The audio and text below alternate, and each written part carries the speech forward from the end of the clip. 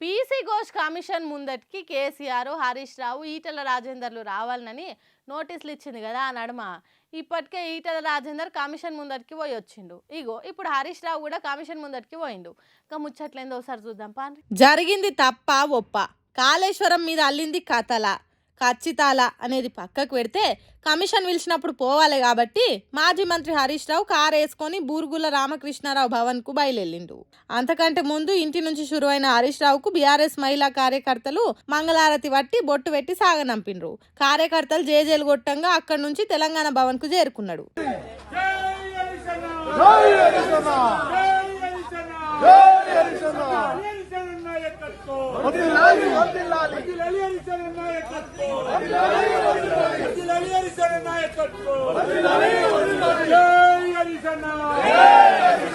ఇక హరీష్ రావు వస్తుంది కాబట్టి బీఆర్కే భవన్ కాడ భారీ బందోబస్తు ఏర్పాటు చేసిండ్రు.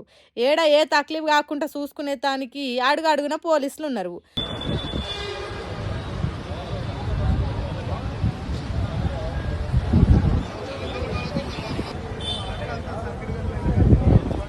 ఇక్కడ ఇట్లుంటే తెలంగాణ భవన్ కాడికి హరీష్ రావు అభిమానులు, బీఆర్ఎస్ కార్యకర్తలు పెద్ద జాతర తిరిగొచ్చిండ్రు.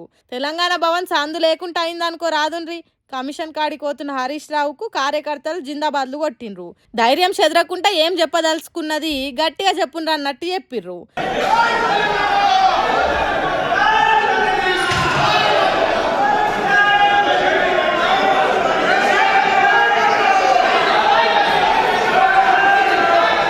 హరీష్ రావు కారు వేసుకొని బయలుదేరుతుంటే చూడుండ్రి ఎట్లా ట్రాఫిక్ నిలిచిపోయిందో.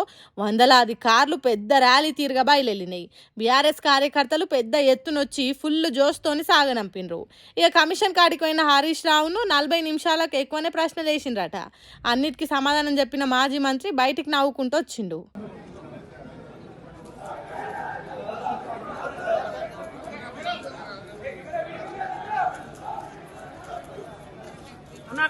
ఇక తర్వాత కమిషన్ అడిగిన ప్రశ్నలు, తాను చెప్పిన సమాధానాలు ఎట్లున్నాయి అనేది మీడియాతో మాట్లాడుకుంటా చెప్పిండు. నివేదిక మేరకు, సెంట్రల్ వాటర్ కమిషన్ సూచనల మేరకు మహారాష్ట్ర ఒప్పుకోకపోవడం వల్ల మన ఇంజనీర్ల రికమెండేషన్ మేరకు ఆనాడు రాష్ట్ర ప్రభుత్వం నీళ్లు లేని చోట నుంచి నీళ్లున్న చోటకు మేడిగడ్డ ప్రాజెక్టుకు రూపకల్పన చేశాం. మీరు ఆనాడు నీళ్లు లేని చోట ప్రాజెక్టు ఇరికిచ్చే ప్రయత్నం చేసినారు. 7 ఏళ్లలో మహారాష్ట్రాన్ని ఒప్పించలేకపోయారు. అక్కడ వైల్డ్ లైఫ్ ప్రాజెక్ట్ కూడా ఉంది. చాప్రాల్ అనే వైల్డ్ లైఫ్ ప్రాజెక్ట్ కూడా తమ్మిడిహెట్టి దగ్గర ఉంది. వైల్డ్ లైఫ్ ప్రాజెక్టుకు అనుమతి రావాలంటే 10 ఏళ్లు అవుతుంది. మరి పోరాటాల నుంచి నీళ్ల కోసం ఉద్యమించిన తెలంగాణ ప్రభుత్వం నీళ్ల కోసం మేము వ్యాప్కోస్ యొక్క ఆలోచన మేరకు, సూచనల మేరకు నీళ్లు లేని చోట మీరు ప్రాజెక్టు ప్రతిపాదిస్తే నీళ్లు ఉన్న చోటికి మార్చడం జరిగింది. ఎందుకు మార్చామనేది documents, evidences, meeting minutes, central water commission లెటర్లు, మహారాష్ట్ర ముఖ్యమంత్రి రాసిన లెటరు అన్నింటినీ కూడా కమిషన్ కు పూర్తి ఆధారాలతో సహా సమర్పించడం జరిగింది. ఎందుకు మార్చవలసి వచ్చిందో సవివరంగా చెప్పేటువంటి ప్రయత్నం మేం చేయడం జరిగింది. నిన్న మొన్న ఏదైతే పవర్ పాయింట్ ప్రజెంటేషన్లో చెప్పిండో అదే ముచ్చట కమిషన్కు చెప్పిండట. కాళేశ్వరం మీద వచ్చిన మాటలన్నీ అబద్దాలే అని కుండబద్దలు కొట్టినట్టు చెప్పిండట. ఏదో అవినీతి జరిగిందని రాజకీయాల కోసం తప్పుడు ప్రచారం తప్ప ఇంకొకటి కాదన్నట్టు చెప్పిండట. ప్రాజెక్ట్ ఏంటిది, దాని ఫలితం ఏంటిది, ప్రభుత్వం చేస్తున్నది ఏంటిది అనేది మొత్తం పూసగుచ్చినట్టు చెప్పిండట.